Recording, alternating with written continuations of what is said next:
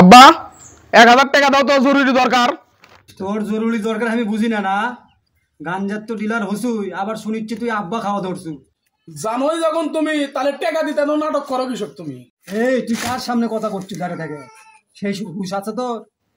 তুমি যে এই কোটি কোটি টাকার সম্পদ করছো ঘুষ খাইয়ে, আমি যদি গাঞ্জা আর বাবা না খাই তাহলে তোমার এই সম্পদ ফুরাবি কেন? তুই যা শুরু করছু না, আমার এই সম্পত্তি বেঁচে খেতে 1 বছরও সময় লাগবে না। তারপরে কি করে খাবো? সেটাই যখন শেষ হবে তখন দেখা দেবি। এখন আমার টাকা লাগবে, এখন আমার টাকা দাও। দাঁড়া, তাও তুই টাকা টাকা করতিস, তোর টাকাই দিচ্ছি। খালি বাপ দেখে তোমার কিছু করছি না। তুই কি করবো? কি করবো মানে? আমি তো বাড়ি ছেড়ে চলে যাবো। কি করলু? তুই আমাকে বাড়ি ছাড়ার ভয় দেখা? তোকে আমি ত্যায্য পুত্র করবো হে। তুমি ভাবে দেখো আব্বা, আমি বলে তোমার এক নাই বেটা।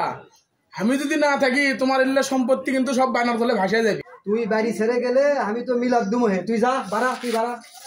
বাপে বাড়ি ছাড়ার হুমকি দিন, তাও তো বাপ টাকা দিল না। এখন আমি নেশা করবো কেমনে?